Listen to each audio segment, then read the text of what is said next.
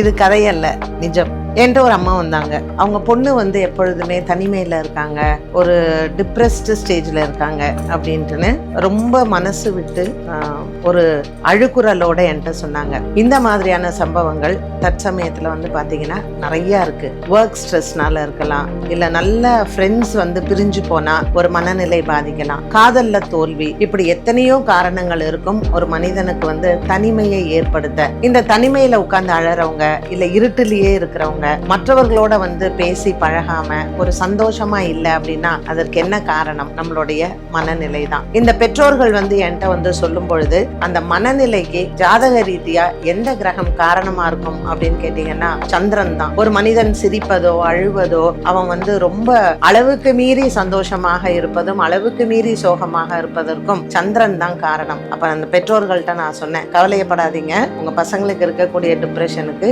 இந்த மனநிலை சரிப்படுத்துறதுக்கு ஒரு நல்ல தீர்வு. அவங்க ஒரு நல்ல மோதிரமா போட்டுக்கணும், இல்ல எனக்கு ஒரு நல்ல ஆர்னமெண்டா வேணும் அப்படின்ட்டு இப்ப இருக்கக்கூடிய யங்ஸ்டர்ஸ் எல்லாருக்குமே ஜுவல்லரி, அதுவும் ஃபேஷனா வந்து ஒரு ஸ்டோன்ல வந்து பண்ணிக்கணும் அப்படின்னா ரொம்ப ஆசைப்படுறாங்க, விருப்பமும் பண்றாங்க. அதற்கு நம்மளுடைய கேபிஜே போனீங்கன்னா யங்ஸ்டர்ஸ்க்கு ஏற்ற மாதிரி அவங்களுக்கு அழகான டிசைன்ஸாக இருக்கட்டும், மோதிரமா இருக்கட்டும், இல்ல பெண்டன்டா இருக்கட்டும், ஏதோ ஒண்ணு ஒரு நல்ல முத்தை எடுத்து போட்டுக்கிட்டீங்கன்னா அது சந்திரனுக்கும் பிரீத்தி, உங்களுக்கு எப்படி வேணுமா அங்க இருக்கக்கூடிய ஜோதிடர்களும் உங்களுக்கு அட்வைஸ் பண்ணுவாங்க.